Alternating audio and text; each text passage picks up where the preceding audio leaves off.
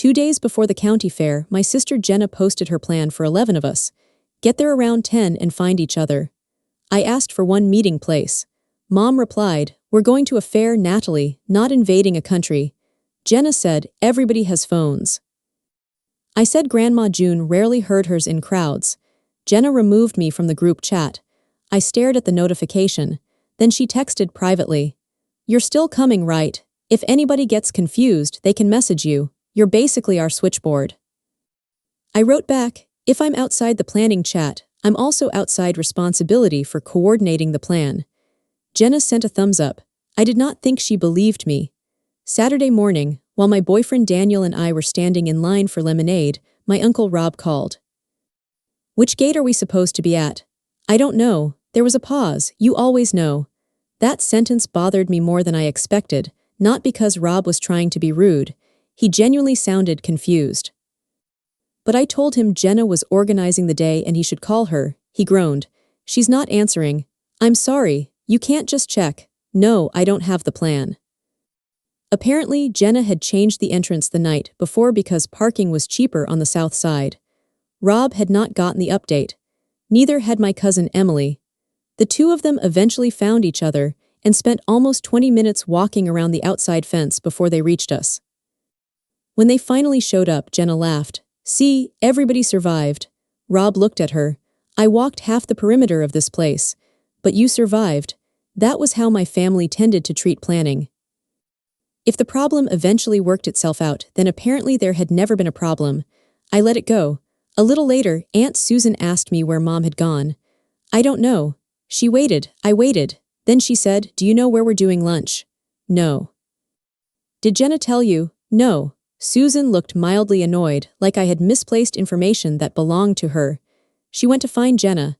Emily asked me almost the same question 20 minutes later. I gave her the same answer. That was when the difference started becoming visible. I work in operations for a medical supply company. Most of my day is making sure deliveries, addresses, people, and deadlines line up before somebody discovers they do not. Over the years, that habit had quietly followed me into my family. I kept restaurant confirmations.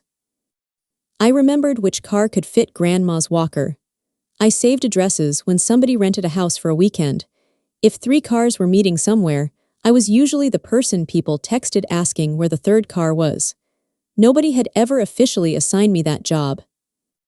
It happened one small favor at a time, and usually I did not mind. But the fair was different because Jenna had specifically announced that she was organizing it, so I was letting her organize it. That did not mean I ignored people. I talked to everyone. I walked around with Daniel. I helped Grandma carry a coffee when I saw her balancing it with her purse.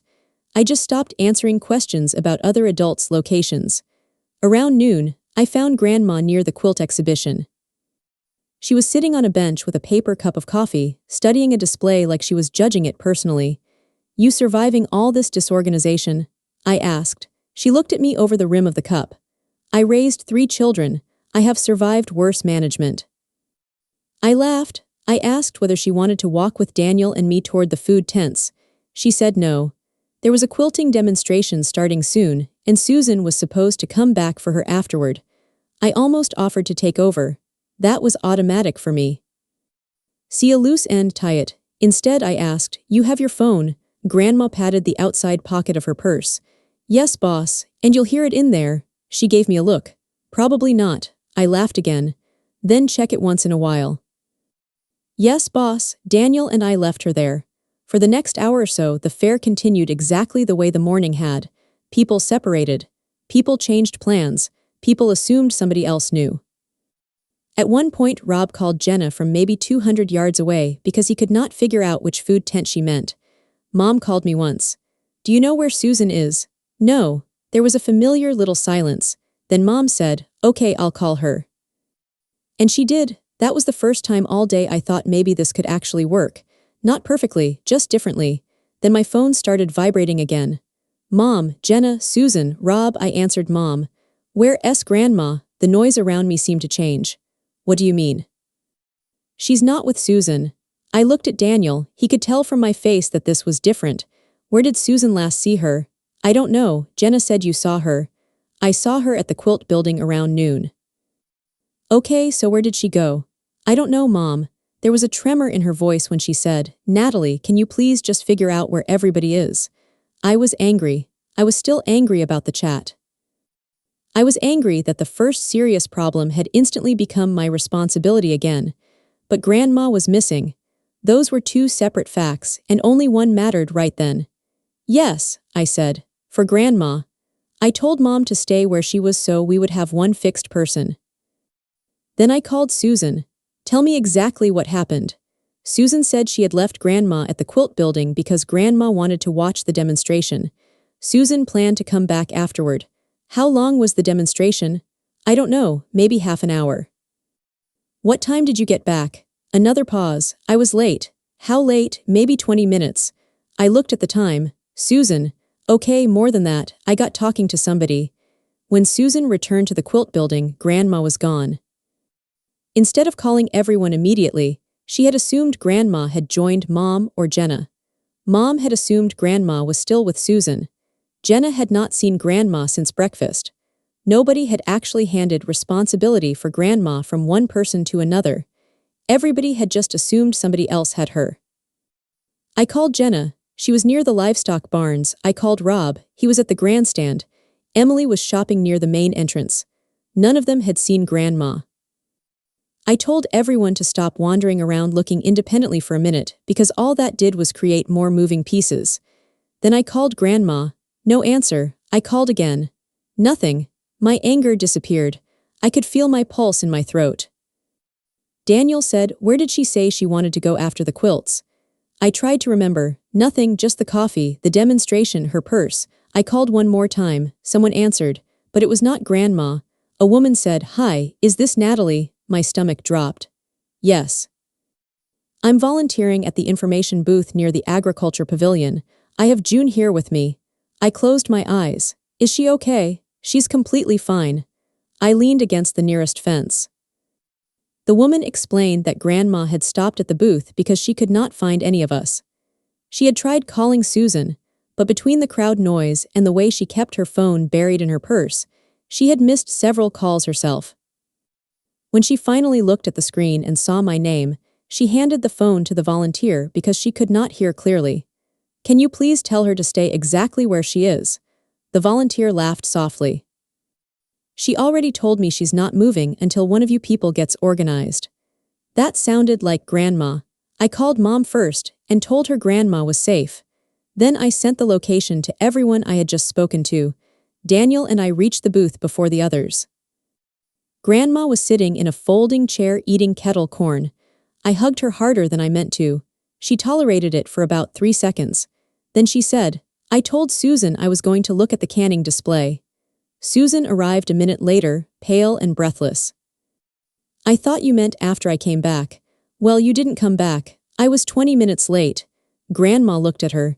You were 45 minutes late. Susan opened her mouth, then closed it. Mom reached us next and hugged Grandma hard enough to nearly spill the kettle corn. Jenna arrived last. For a few minutes, nobody cared about who had organized what.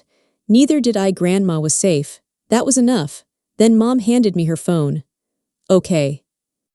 Can you keep everybody together for the rest of the day? I looked at the phone, then at her.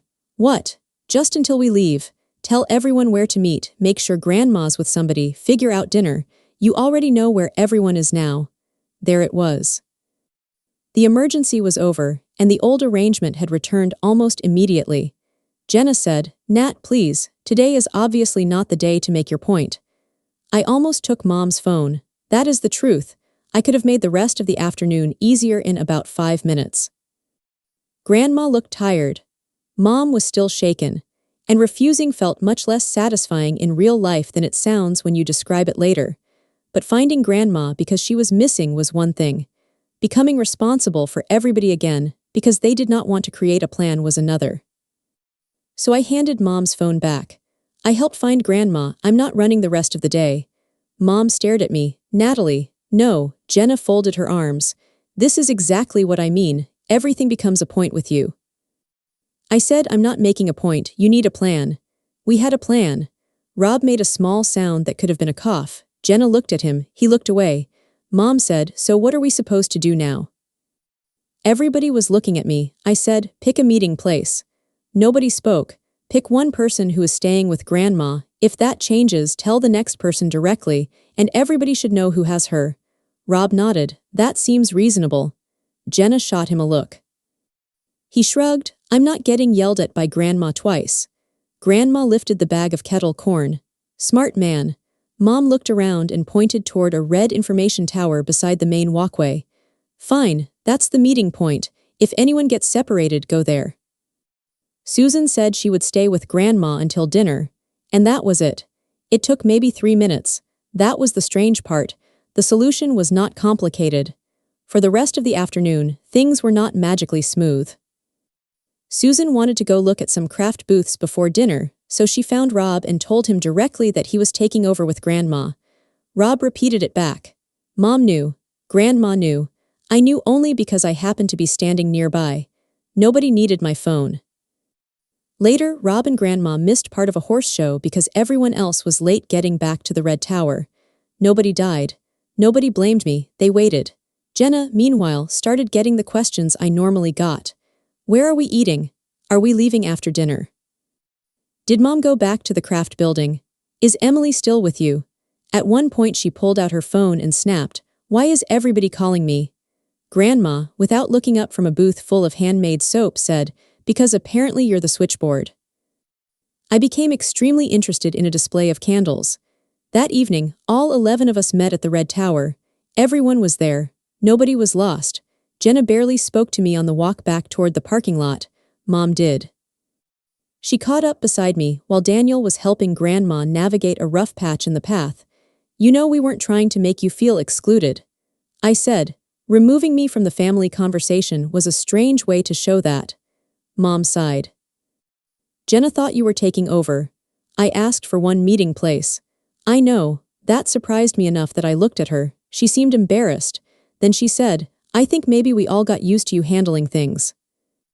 I did not give her a speech. I said, "I don't mind helping. I just don't want everyone assuming I'm responsible." Mom nodded. That was as close to an apology as I got that night. A few days later, she started a new family group chat and added me. Jenna was in it too. Her first message was, "Can we please not have 30 messages about logistics?" So she clearly had not changed her mind about everything. But Mom posted the system we had used after finding Grandma. For future outings, we would choose a meeting place in advance. The person with Grandma would be responsible for knowing who she was with, and if that changed, there had to be a direct handoff. Mom and Rob would be the emergency contacts. Grandma would carry a small card with both of their phone numbers. My name was not on it. I expected that to sting. It did not.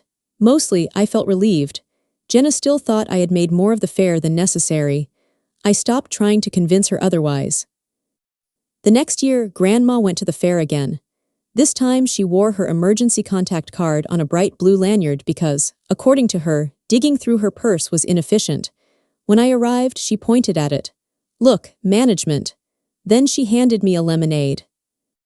Later that afternoon, she wanted to go back to the quilt building.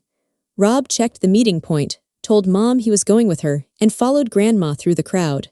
Mom knew where Grandma was. Nobody asked me to track either of them. I watched them disappear toward the quilt building, finished my lemonade, and went the other direction with Daniel.